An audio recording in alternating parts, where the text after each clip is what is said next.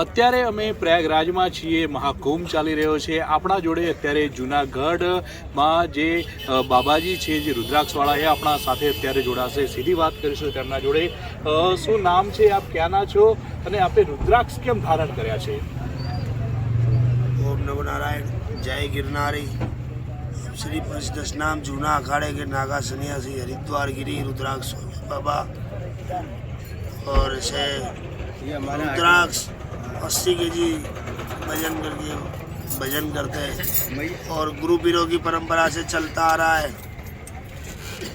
तो आदि अनंत काल से जो ही परंपरा है, तो परंपरा के हिसाब से यही 80 किलो जो आपने देखा है अभी पूरा एक मुकुट और पूरा रुद्राक्ष श्रृंगार, ऐसे हम जूनागढ़ गिरनार से आ रहे हैं और इधर 2.5-3 महीना हो गया. 12-12 घंटा का श्रृंगार रहता है और ऐसे हम भी गुजरात से है, तो हमको भी थोड़ा गर्व है. गिरनार की भूमि गुजरात, जय गिरनारी. ओम नमो नारायण.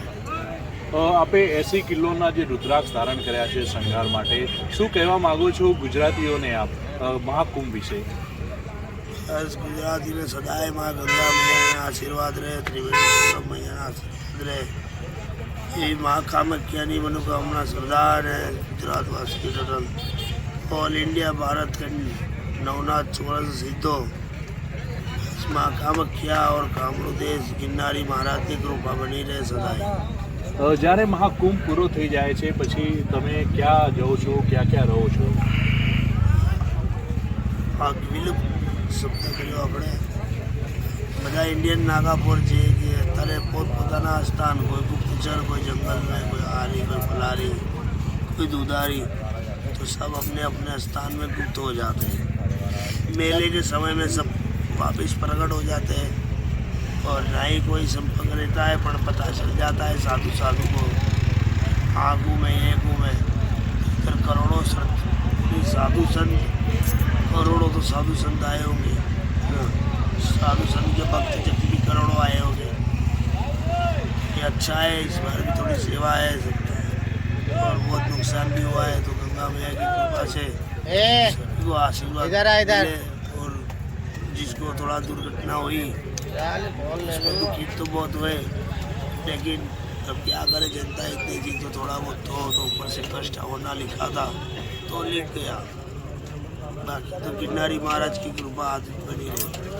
ભીડ નાગા સાધુ તેમનું ચોક્કસપણે કહેવું છે કે જે લોકોની ભીડ અત્યારે તો ઓછી થઈ છે રાતમાં, અને તેઓ કહી રહ્યા છે કે જે દુર્ઘટના થઈ હતી તેનાથી પણ તેઓ દુઃખી હતા. પરંતુ અત્યારે આપણે બીજા પણ દ્રશ્યો બતાવીશ કે જે ગુજરાતના જે ભક્તો છે તે અત્યારે આવી રહ્યા છે.